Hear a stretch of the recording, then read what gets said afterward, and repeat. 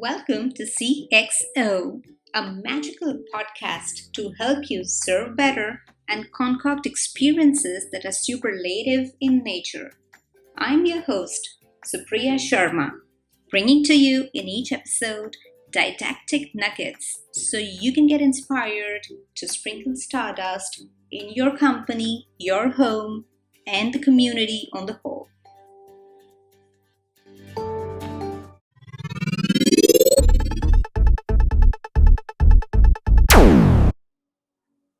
We have our guest today, Billur Inal, the head of customer experience and NPA at DHL Express Europe. Welcome to CXO, Billur. Thank you so much, Supriya. Happy to be here. Tell us something about your role. What do you actually do as the head of customer experience and NPA in your organization? I'm looking after the customer experience, namely net promoter approach and insanely customer-centric culture in DHL Express Europe. We have more than 40 countries that we're responsible for and around 10 distribution centers that we call hubs. So we're making sure that the voice of customer penetrates our organization at every level, and we provide a great experience for our customers. Okay, you said NPA, Net Promoter Approach. That sounds a little Yes. different in the sense that we know what is Net Promoter Score, but head of customer experience and Net Promoter Approach. So take us deeper into this Net Promoter Approach. What do you do exactly, and how do you ensure that the customers are getting the experience that they wish for from DHL Express? So there are two balancing approaches. One is the net promoter approach, which uncovers all our surveying mentality, where we are trying to get as many detractors as possible and turn them into promoters. So we're not afraid of people who might have something for us to tell us to improve. We are actively searching for these people and these customers in DHL Express, and we're trying to turn them into promoters. On the other hand, we have our cultural day-to-day business operations, which is called insanely customer-centric culture. And this is how we do business, how we structurally capture voice of customer, how we make sure it penetrates each team and each employee's daily life, and then how we improve it and close the loop with the customers. So it's all around the culture and how we do business. Since you mentioned something about culture, do you have a customer service vision in your organization, which everybody, each employee in the organization is aligned towards? Right, of course. Customer service oftentimes, when you think about it or when you hear it, either it gives you a little bit of negative feeling for service, or it gives you an understanding, okay, it's just the customer service's responsibility area. What I think that we need to start thinking about in organizations more so in these days after the past horrible year is that service is often thought about something external to you, something that you give out of yourself to your customer and it's deducted from you. And this is, I think, why that people think that it has a negative connotation. What we believe in DHL Express is that it has to be deeply integrated with your life purpose, why you're trying to be better for the customer. And it has to be the same message at all levels in the organization. And what we say is that we are the most international company in the world. We believe in connecting people improves lives. And whatever we do on a day-to-day basis, whether it's finance, IT, CS, or HR, we do it because we think connecting people will improve lives. Makes total sense. And when you say that your purpose of your life or your personal purpose should be aligned with the purpose of the organization, which in turn has to do with customer centricity, it makes a whole lot of difference in the way we approach customers. And as you rightly pointed out, we usually think of service as being deducted from us, something which we are giving out. So we don't really feel like giving out. We don't want to part with it, as we don't want to part with our money. But if we think service is something within us as a leader in any organization, in any level in the hierarchy, we know that it's our job to serve. We are here to serve, regardless of whatever profession we are into. Exactly. There's this, And this is how, hmm, go ahead, please. yeah, there's this conviction usually we have as customer experience professionals. We say, let's treat each customer unique. Let them, feel special. Do you think it's Mhm. actually practically possible to do that with hundreds of customers? I mean, imagine a company like DHL who has 400,000 employees. So I can imagine how many times of customers you have out of that number of employees. So how is it Right. practically possible for a company to actually make each and every customer feel special Mhm. and cared for? Well, not only the number of customers, the portfolio of the customers, the type of customers is quite diverse in DHL Express. And after last year, customer behavior, not in logistics especially, but everywhere, it changed a lot. So you have a chance of being face to face with a different type of request every day, or a different type of behavior from the customers every day. And there's no one shoe fits all service in DHL Express. You need to carry different material for different purposes to different countries from one side to the other of the world. So what what I believe is the solution to make sure that each customer is delighted and turns into a promoter is having an iron solid culture.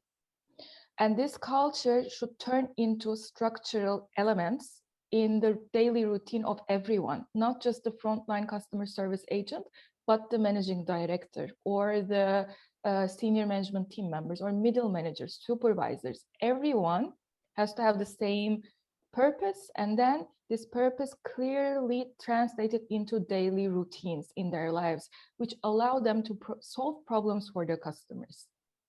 Because what we often have is customers needing our support to solve very complex uh, legislative issues, customs issues. They are looking for help for us to make sure that the process is simple for them to be able to understand and navigate it.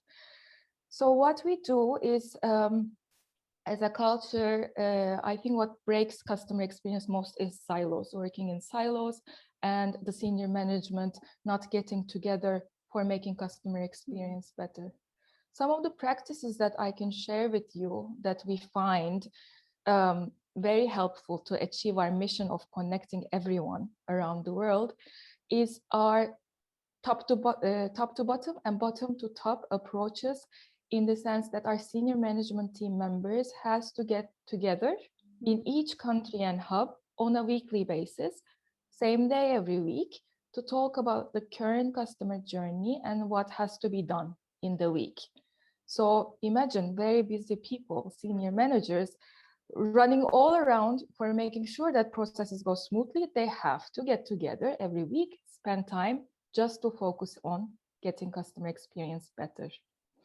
I don't know if you have any experience where a CEO of a service provider you have called you for your problem, but we also have some guidelines where we search for detractors, and the managing directors has to call them and tell them, I am so sorry that your customs clearance didn't go as well as you expected. What can we do better? Of course, usually customers don't believe the managing director is calling them on the phone. So the first 2 minutes is, I think, them trying to explain, yes, I am really the managing director, but this is a routine that we want from everyone, from supervisors to the managing director. You have to have weekly conversations with detractors, someone who think you have to improve and That's accept it brilliant. as well. That's brilliant, and a very interesting idea that your senior manager or a senior leader in the organization calls up a customer just to check how they're doing and what are the issues that they're actually facing. It makes so much of a difference. It's actually about making Mhm. customers feel special. Even if I am a Right. customer who's spending just $20 with DHL, and I'm not a $2,000 customer, but still, if I get that attention and that care that I'm looking Mhm. for, I mean, where else would I go? I would still come back to the same organization time and again.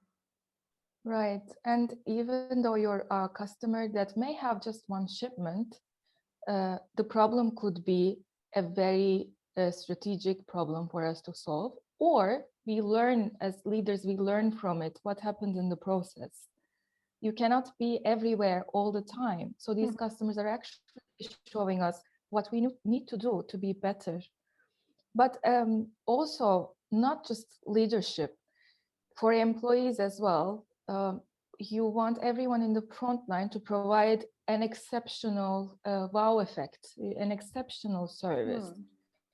As an organization, then you need to also provide the platforms where there's the customer intimacy and understanding, and we call this customer intimacy, and we purposefully use this word because if there's no transparency of what the customer actually says and how you can improve it, then you cannot expect anything else than the customer to become too abstract for a finance billing agent.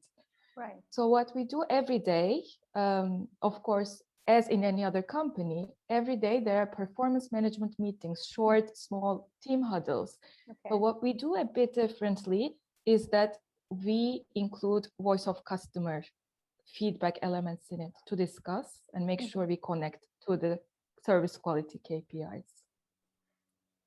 So all the functions in the organization are aligned on what is it that the customer actually needs and what are the areas of improvement for us as an organization. And that's a pretty practical way of incorporating the voice of customer in improving our strategy or the processes going forward. Definitely. So let me ask you this. We generally hear about senior leadership not providing the required sponsorship in certain organizations to this whole idea of customer experience, strategy and implementation.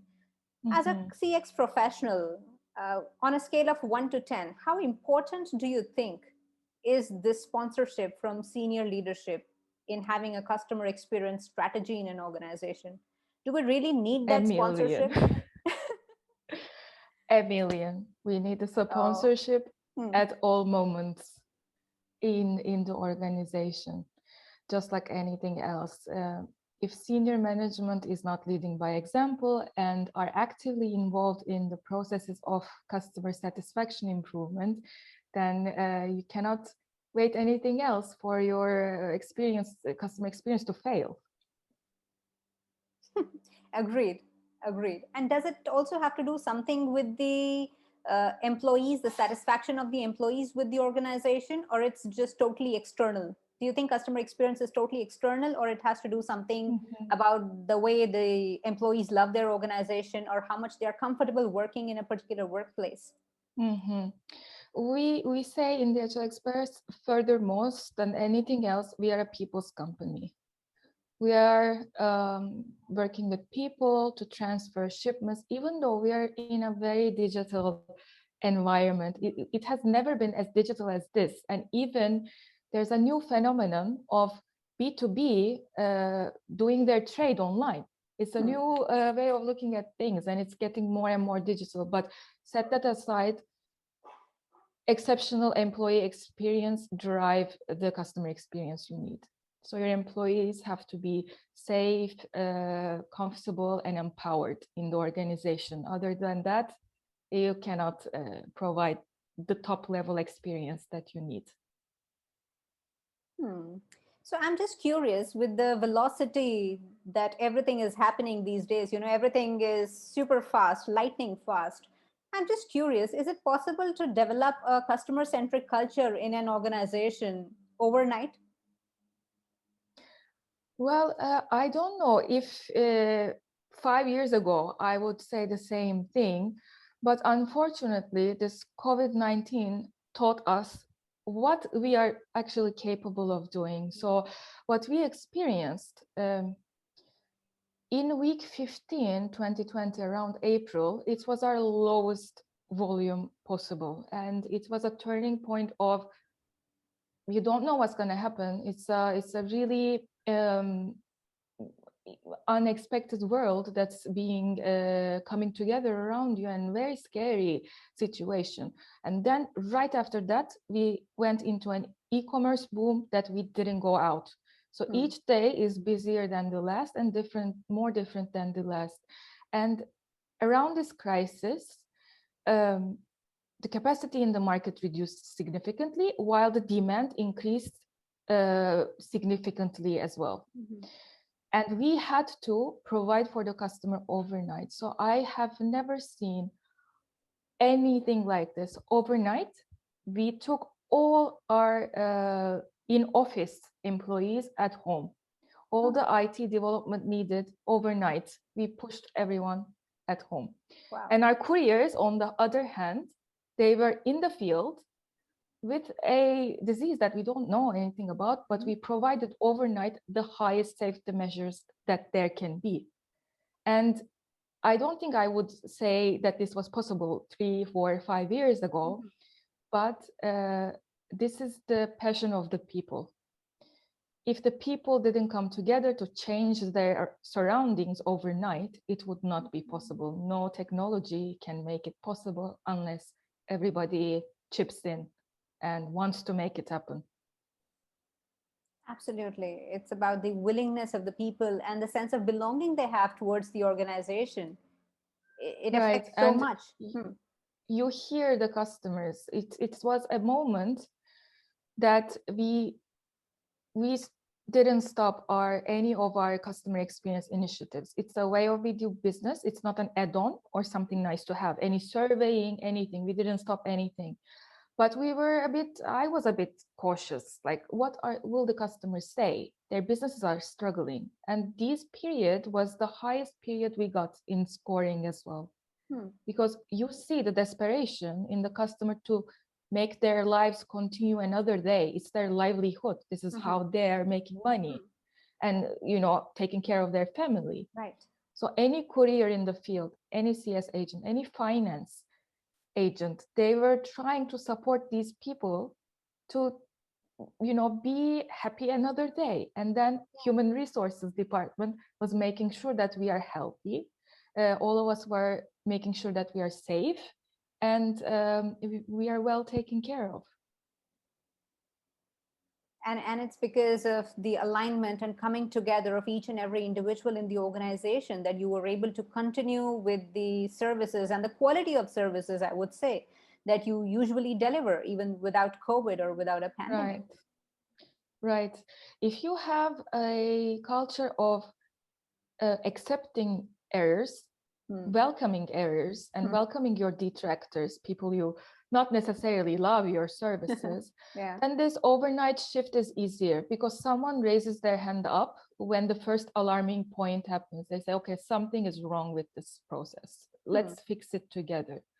And if you have the culture that you are learning, you're open to learning, you're open to change, and you are open to learn from your mistakes as early on as possible, then this overnight change becomes easier. But if you're more closed off and you tend to ignore the errors, or you tend to focus on your promoters and don't listen to the detractors, then it becomes harder when you face the reality. You picked up on something so substantial. There are organizations who are focusing on promoters more than the detractors because they think detractors as being outliers. Okay, it was just a one-off case and probably there was something wrong with the customer herself or himself. That's why they did not actually perceive the experience we wanted them to perceive. Rather than seeing, okay, what could have been the case within the organization? How could have we improved? What I mean to say is analyzing if it was actually the issue with the customer or with you. At the end of the day, whether it's the issue with the customer or with the organization, the goal of the organization is to create a memorable experience. It's not about whose mistake was it, right? Definitely, definitely. Okay, and in terms of this COVID-19 and the pandemic, we spoke a lot about it. I would also want to know from you, in general, apart from the logistics industry that you're coming from, in general, how do you think the customer experiences have changed, or rather the expectations of customers have changed owing to the pandemic?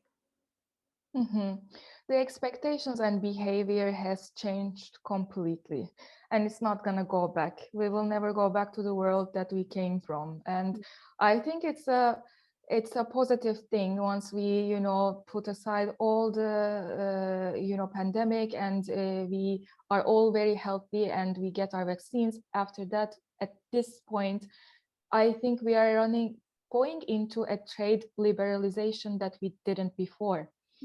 It's an online possibilities, endless possibilities in the world, and digital information flow has been, surging more than ever. So it's a world where there's a lot of possibilities for small companies, for local companies, bigger companies, even B2B. There's a lot of more opportunities. You don't have to go to the trade fair anymore. You don't have to put your sales forces on cars, on planes to go somewhere. It's a more than ever global world. And strangely, this disease didn't stop the globalization, but improved it. Most businesses and societies, they want to work together more than ever. True. In fact, it has acted as a catalyst for globalization and commercialization. We never stopped, just like you said. We only got together. I mean, countries helping one another, the governments coming together to brainstorm as to how this situation can be tackled.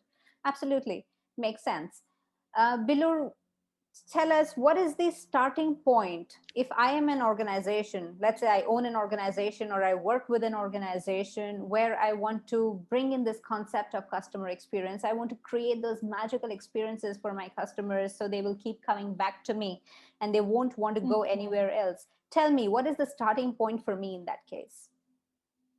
The starting point is how you build the touch point, how we call any interaction point with the customer, not only customer service.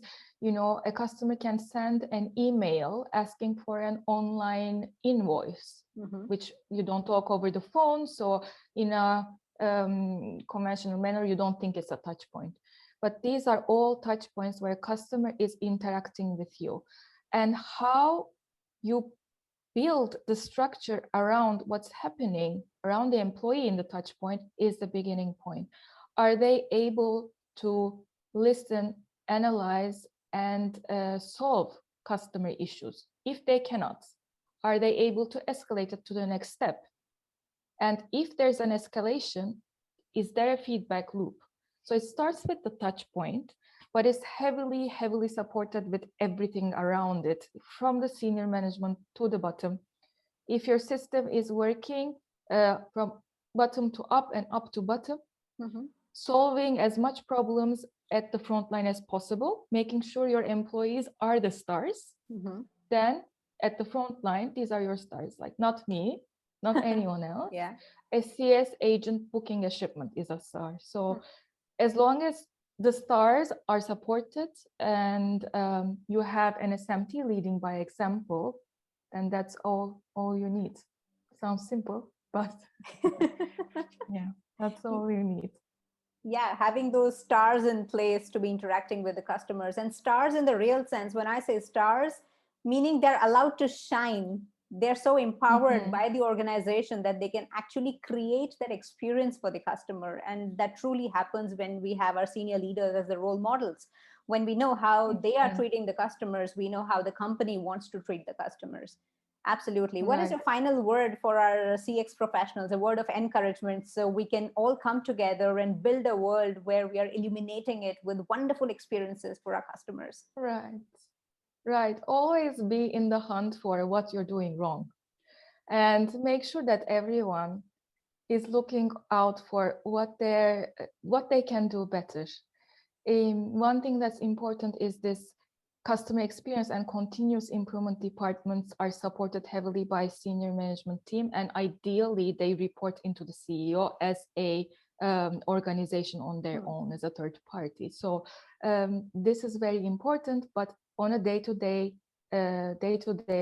life, look out for what you can improve, look out for how it is connected in your life purpose, and try to improve as much as you can, fail as much as you can, to create the best experience as early as you can.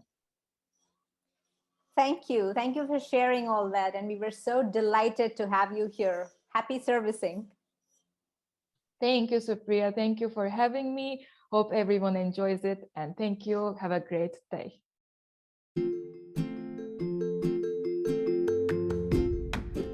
Thanks for listening to CXO with your host, Supriya.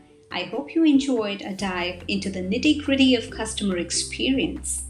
If you are committed to applying these ideas in the real world, stay tuned with me.